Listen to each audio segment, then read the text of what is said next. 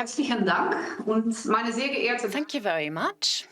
Ladies and gentlemen, thank you very much for the opportunity to talk today via video conference today.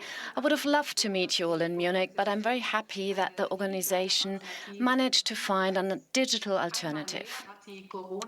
Once more, the coronavirus pandemic showed us what an important role technology plays in our daily life and in our daily work. Our defense organizations are no exception here.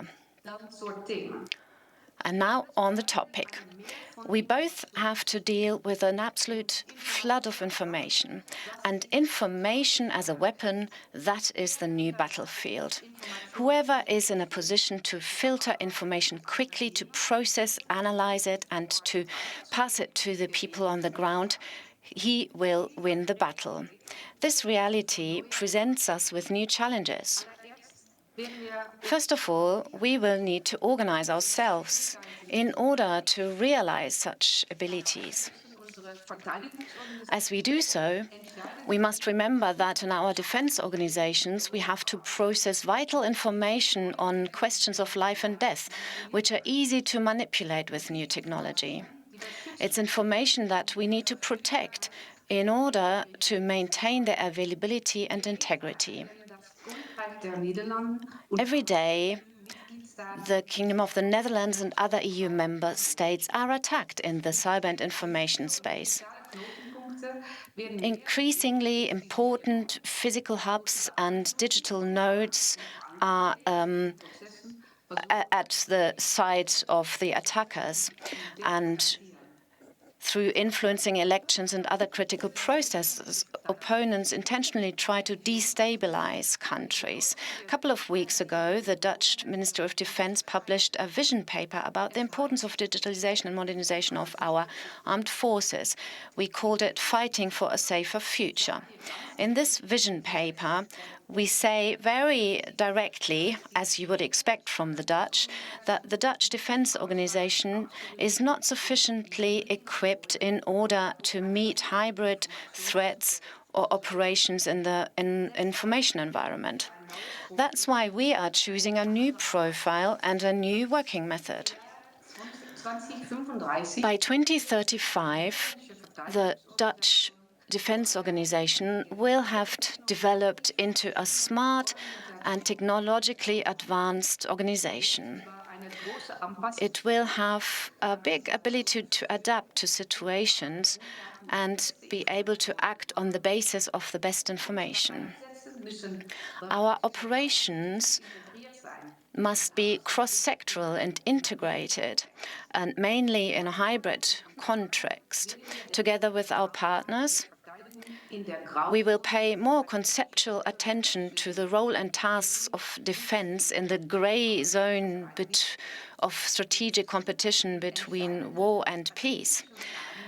In decisive strategic questions, we have to become more autonomous. In Europe, we have to be able to stand on our own 2 feet. In this way, we can keep our countries and alliances strong. For our security now and certainly also in future, the credibility of our alliances is of critical importance.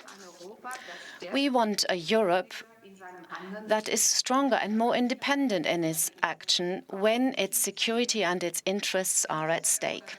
This requires investments, not only in the form of money, but what's even more important, in the shape of relations. And above all, it requires trust.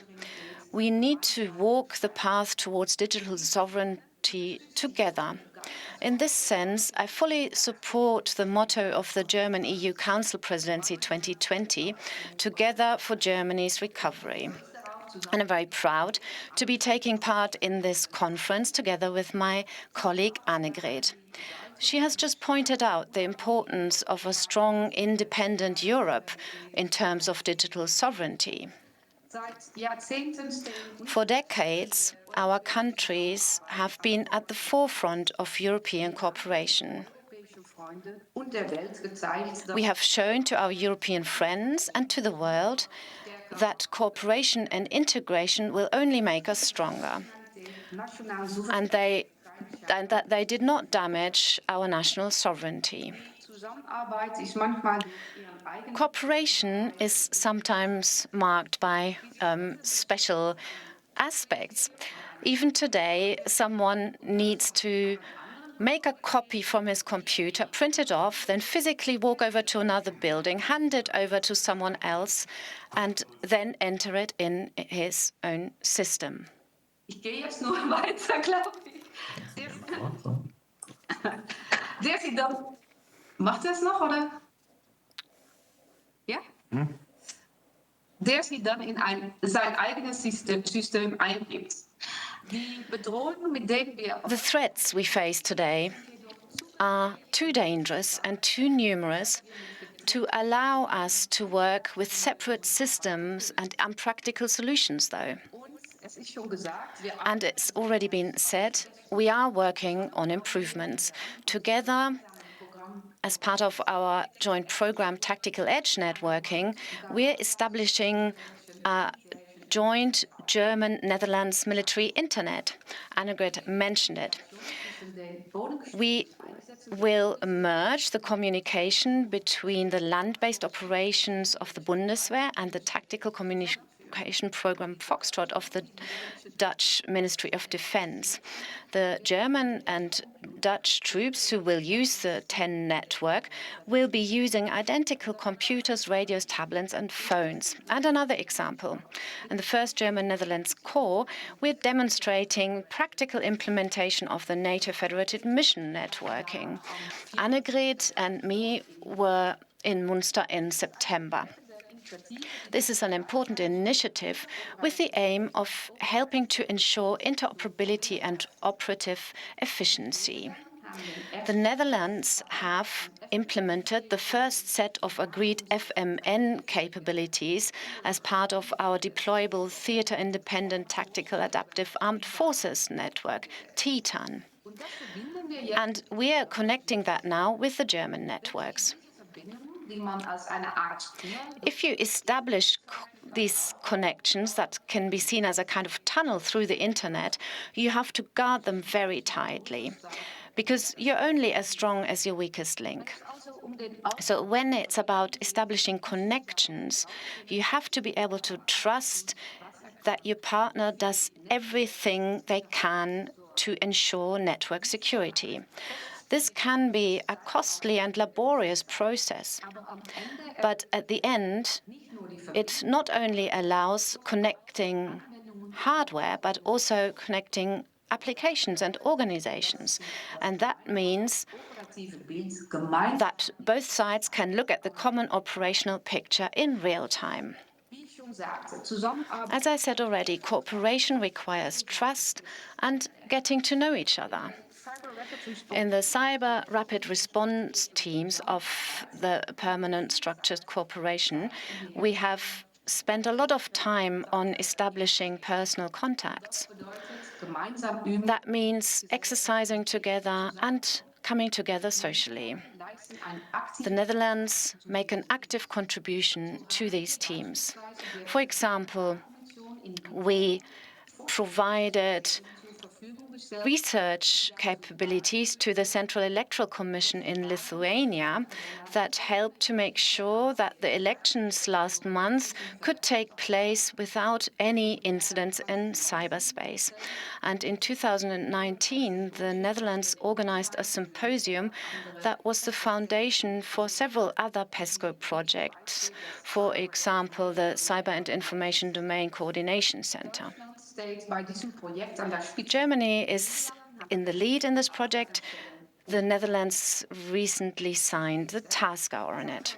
The aim is to produce cyber news products for EU missions and operations in order to improve situational awareness. This will help to push back against our opponents and to ensure the security of our men and women in uniform. Ladies and gentlemen, when we talk about establishing digital armed forces, then we are not talking about a lack of initiatives.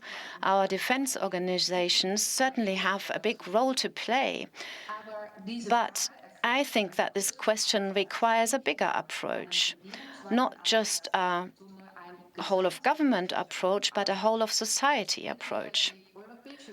If we want to strengthen European autonomy in the digital domain, we need to promote synergies between military and civilian instruments.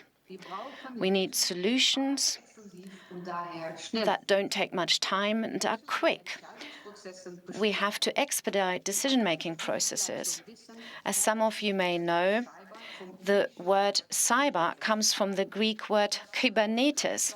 This means helmsman, he who controls the direction, and that's exactly what we should do.